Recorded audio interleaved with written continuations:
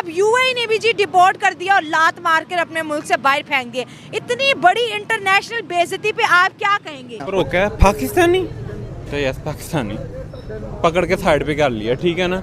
उधर उसकी तलाशी बैग खोल कहता मेरे बैग का अंग अंग पाड़ दिया उन्होंने। गूगल का सीईओ कौन है?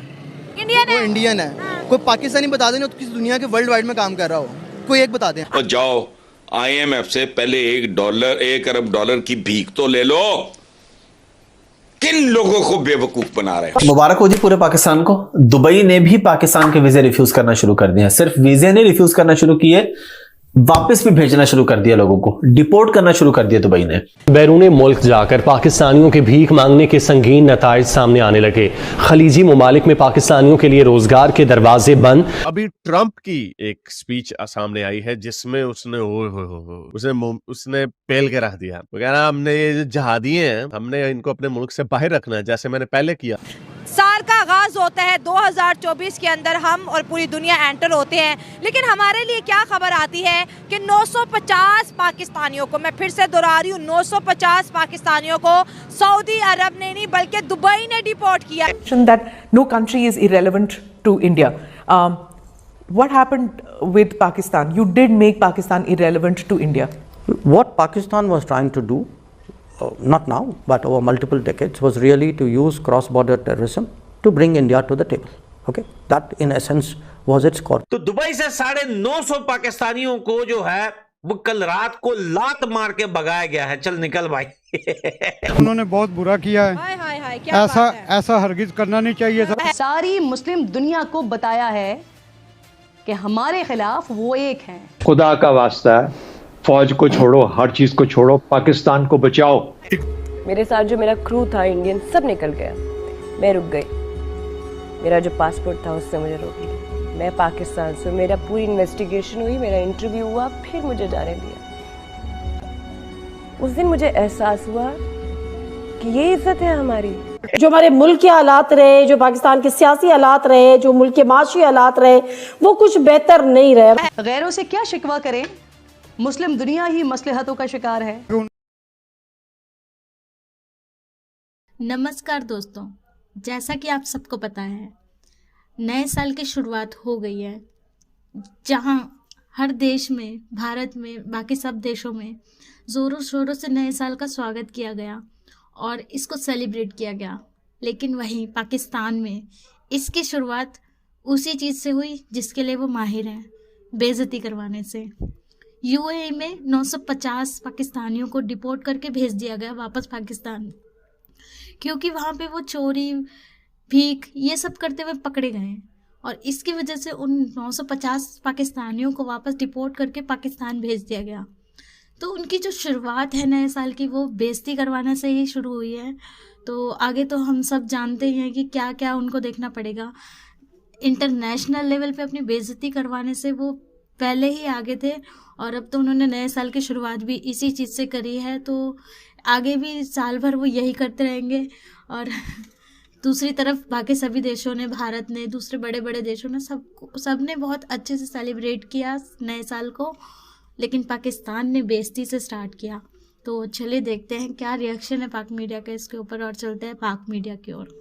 साल का आगाज होता है 2024 के अंदर, हम और पूरी दुनिया एंटर होते हैं, लेकिन हमारे लिए क्या खबर आती है कि 950 पाकिस्तानियों को, मैं फिर से दोहरा रही हूँ, 950 पाकिस्तानियों को सऊदी अरब ने नहीं बल्कि दुबई ने डिपोर्ट किया है। पहले सऊदी अरब डिपोर्ट करता था क्योंकि वहाँ पर भीख मांगते थे। अब यूएई ने भी जी डिपोर्ट कर दिया और लात मार कर अपने मुल्क से बाहर फेंक दिए। इतनी बड़ी इंटरनेशनल बेइज्जती पे आप क्या कहेंगे? हम ये कहेंगे कि उन्होंने बहुत बुरा किया है। हाय हाय हाय, क्या ऐसा हरगिज करना नहीं चाहिए था, क्योंकि पाकिस्तान इस्लाम का किला है। अच्छा। इन इस्लामी ममालिक को ये सोचना चाहिए कि हम किले वालों के साथ क्या कर रहे हैं। हम उनके भाई हैं, वो हमारे भाई हैं। अच्छा। ये उन्होंने बहुत गलत किया है, उनको ऐसा नहीं करना चाहिए। हमें इस बात का बहुत अफसोस भी है और दुख भी है। ये जो 1 जनवरी को हमें यूएई की तरफ से जो तोहफा मिला है, जहाज भर के जो है पाकिस्तानियों को डिपोर्ट किया गया, क्या कहेंगे इस पे? पहली बात तो मैं कहूँगा कि कुछ पाकिस्तानियों की हरकतें ऐसी हैं। मैंने दुबई में देखा है कि पाकिस्तानी जो है उन्होंने वो लाइक का बाउल पकड़ा हुआ है, उसमें कोकोनट रखा हुआ है। अच्छा। उसमें कोई चीज़ रखे हुए हैं लाइक जिसे हम पाकिस्तान में करते हैं। वहाँ स्टेशन में उन्होंने बैगिंग स्टार्ट की हुई है। और बाकी अगर दुबई ने अगर कुछ ऐसा किया तो कुछ की वजह से उन्होंने सबको अगर भेजा तो ये गलत किया है। सबको नहीं, 950 को जो कोई मांग रहा था, कोई नस्वार थूक रहा था, कोई ट्रैफिक को फॉलो नहीं कर रहा तो फिर मैं कहूँगा ये बिल्कुल सही किया उन्होंने, क्योंकि दुबई का इशारा पाकिस्तान के आइन से ज़्यादा ताकतवर है। क्या बोला? दुबई का इशारा पाकिस्तान के आइन से ज़्यादा ताकतवर है। एक दफा फिर बोल दो ये। दुबई का इशारा पाकिस्तान के आइन से ज़्यादा ताकतवर है। एक इशारे ने पूरे पाकिस्तान के आइन को चैलेंज कर दिया है। मैं बिल्कुल चैलेंज कर रहा हूँ। क्या बात कर रहे हैं आप? इस भाई को भेजो आप, इसकी बाइक पे सब्ज नंबर प्लेट लगा दो। अच्छा। ट्रैफिक वाला हिम्मत नहीं करेगा रोकने की। हाँ, क्योंकि सरकारी नंबर है ना। इसको दुबई भेज दो। इसको बोलो कि वहाँ की जो प्रिंस माहिरा खान है, प्रिंसेस, उसकी गाड़ी में बैठ के चले जाओ और वायलेशन कर दे और चलान से बच के दिखा दे। I challenge you. मैं भी अपना फ़ोन दे जाऊँगा। अरे क्या बात कर दिया, हमने बाजवा को दुबई की सड़कों पे ट्रैफिक लाइट्स को फॉलो करते देखा है। तो फिर देखा है ना, देखा है जी। आप नवाज शरीफ वो यहाँ पे कैसे घूमते हैं, उनकी गाड़ियाँ गुजरती हैं, 10 गाड़ियाँ आगे 10 गाड़ियाँ पीछे होती हैं, और लंदन में कैसे वो वॉक करके जा रहे हैं। एग्जैक्टली, इशारा नहीं तोड़ सकते। इशारा नहीं तोड़ सकते। छोटी सी टिकट लेने को कहता हूँ आपका पाकिस्तान ग्रे लिस्ट में आ चुका हुआ है, बस ब्लैक में आने की देर है। अरे क्या बात कर रहे हो, नया साल है। नया साल है, मैं कहता हूँ 2024 से 2030 भी आ जाएगा, पाकिस्तान का यही हाल रहेगा। पाकिस्तान का यही हाल रहेगा। चले, आप दुबई के रेजिडेंट से बहुत मजा आएगा आपसे बात करके। अच्छा, यूके का, जबरदस्त। अच्छा मुझे ये बताएं, एक तरफ पड़ोसी हमारा जो है इंडिया है, एक तरफ हमारा पड़ोसी अफगानिस्तान है, इन दोनों की बात कर लें तो यूएई में राज कर रहे हैं, बड़े बड़े बिजनेस इनके हैं, फैक्ट्री इनके, और पाकिस्तान कहते हैं ये पाकिस्तान ही है, इसको लेबरिस्तान कहो, ये तो लेबर है बस। बिल्कुल सही कह रहे हैं आप। ये देखें कि इंडिया ने टेस्ला बना दी है, इंडिया ने आईफोन बना दिया है, 26 लाख भी आपको यहाँ मिल रही है आल्टो टीन का डब्बा।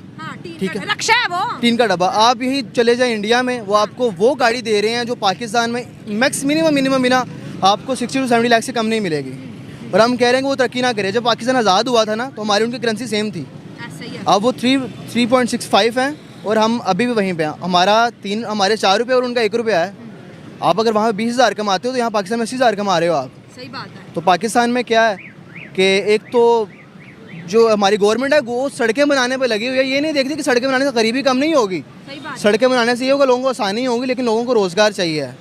और टैक्स ऐसे हैं, सबसे बड़ी बात तो पीटीए का टैक्स है कि 204 मुल्क हैं, 204 मुल्क हैं पाकिस्तान पूरी दुनिया में, 203 में टैक्स नहीं है, पाकिस्तान में टैक्स है।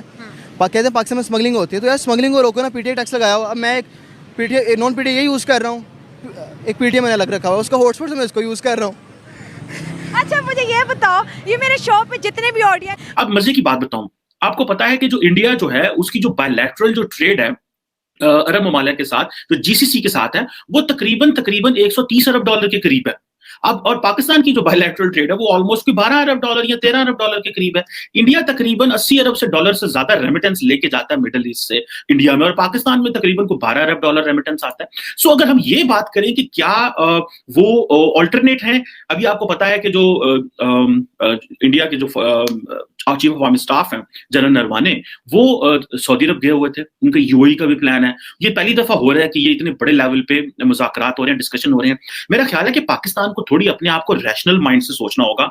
जो अरब्स हैं वो डेफिनेटली इस चीज को समझते हैं कि हमें और खासकर जो लीडरशिप है इस वक्त, जो यंग लीडरशिप अरब ममालिक में बैठी हुई है, वो समझते हैं कि पाकिस्तान मिसफिट है। पाकिस्तान हमें आज भी 50 साल 40 साल पहले वाले लेंस से देख रहा है, जबकि दुबई, अबू धाबी, ये सारे जीसीसी के ममालिक बिल्कुल एक नए फ्रेमवर्क के साथ दुनिया के साथ इंगेज हो रहे हैं। अब आप देखेंगे अगर आज भी पाकिस्तान का फॉरेन मिनिस्टर करें, फौकियत नहीं दी जाएगी। भाई फौकियत तो किस चीज की फौकियत? उन्होंने इंडिया को हर लिहाज से फौकियत दे दी है, क्योंकि इंडिया एक बड़ी मार्केट है। अगर हम हर जगह पे पाकिस्तान और भारत और मुसलमान का होना इस्तेमाल करेंगे तो इट विल नॉट वर्क। मुझे ऐसे लगता है कि ये जो मजहब का बेदरेग इस्तेमाल करते हैं हम ये बायलैटरल रिलेशंस के अंदर, this is not going to work. देखिए वो है मुसलमान ममालिक, लेकिन वो पूरी दुनिया से भी बिजनेस करते हैं और ट्रेड करते हैं। उनको इस चीज के, ये जो लिबरल इकोनॉमी की हम बात करते हैं, जो फ्री मार्केट इकोनॉमी की हम बात करते हैं, अरबों को इस चीज से कोई गर्ज नहीं है कि आप मुसलमान है कि आप नॉन मुस्लिम है। ऑल व्हाट मैटर्स इज कि what can you contribute in middle east, वो दे सकते हैं या क्या ले सकते हैं। हमारी लेबर पुरानी है, हमें नए तरीके से अरबों के साथ इंगेज होना है।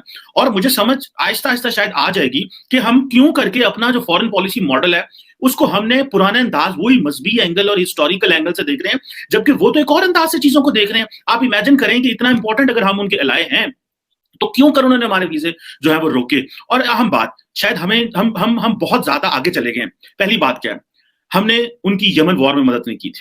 आपको इन चीज का बड़ा अच्छे से अंदाजा है। फिर हमने जो कतर और मिडल ईस्ट जीसीसी का जो इम्पास हुआ था उसमें हमने उनकी मदद नहीं की थी।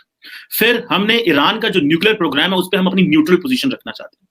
तो याद रखिए, अरबों को, जीसीसी ममालिक को ये बात समझ आ चुकी है कि भाई पाकिस्तान अगर अपनी न्यूट्रल फॉरेन पॉलिसी रखना चाहता है तो हम पाकिस्तान के ऊपर फिर इन्वेस्टमेंट्स नहीं करेंगे। जो सॉफ्ट लोन उन्होंने दिए थे वो धीरे धीरे हमसे लिए जा रहे हैं, हम एक तरफ से चाइना से वो लोन ले रहे हैं। तो हमें क्या करना चाहिए, मैं तो इस चीज को समझना चाहता हूं कि हम अरबों को समझ भी पा रहे हैं कि नहीं पा। आउट ऑफ कंट्री अगर मैं बात करूं, कहीं किसी भी कंट्री ले लो, गल्फ ले लो, चाहे जो मर्जी ले लो, कौन सी कौम की ज्यादा रिस्पेक्ट है, पाकिस्तानीज की, इंडियंस की, बांग्लादेश की, अफगानीज की? इंडियंस की रिस्पेक्ट है। हम अभी अरे बंदा ही इंडियंस कह रहा है, कोई तो पाकिस्तान का नाम लो, वरना ये वीडियो देखने वाले मुझे लोग कहते हैं कि भाई ये इंडिया की तारीफें करवा। बात सुने, हम अभी रिसेंटली विजिट करके आए हैं दुबई, तो उसमें हमने देखा है पाकिस्तानी की कोई इतनी ज़्यादा रिस्पेक्ट नहीं है। आप शुरू हो जाएं all the way from airport, और जहाँ पे भी चले जाएंगे ना, आप लोगों को पता चल जाता है हमारी ड्रेसेस से, अगर शलवार कमीज़ पहनी हुई है तो वो यही है, वो पाकिस्तानी की उतनी रिस्पेक्ट नहीं है जितनी इंडियंस की है। इंडियन थोड़ा सा मेरा ख्याल है कि अपनी वो आप समझ लें कंट्री की वजह से, या अपने ओवरऑल कल्चर की वजह से, या उनका जो एक पॉपुलेशन है उसकी वजह से सारी दुनिया उनकी रिस्पेक्ट करती है कि उनको वहाँ से ज़्यादा बिजनेस मिलता है। मे बी ये रीज़न हो। आप क्या कहेंगे? जी जी बिल्कुल यही बात है। हम रिसेंटली आपको जैसे भाई ने बताया, लास्ट मंथ हम गए हैं उधर दुबई में, और हमने देखा है वहाँ पे, और इंडियन की बहुत रिस्पेक्ट, मतलब हमसे कई गुना ज़्यादा रिस्पेक्ट देते हैं इंडियन। अच्छा, रिस्पेक्ट देकर क्या करते हैं? रिस्पेक्ट रोड पे चल के रिस्पेक्ट मिलती है, या क्या रिस्पेक्ट किस अंदाज से आप बात कर रहे हैं? रिस्पेक्ट की क्या? आप किसी शॉपिंग मॉल में चले जाएं, आप किसी जगह पे कोई सैर करने के लिए चले जाएं, वहाँ पे हमने देखा है पाकिस्तानियों को उतनी रिस्पेक्ट नहीं दी जा रही जितनी इंडियंस को दी जा रही है। रिस्पेक्ट किस एंगल से बात कर रहे हैं आप?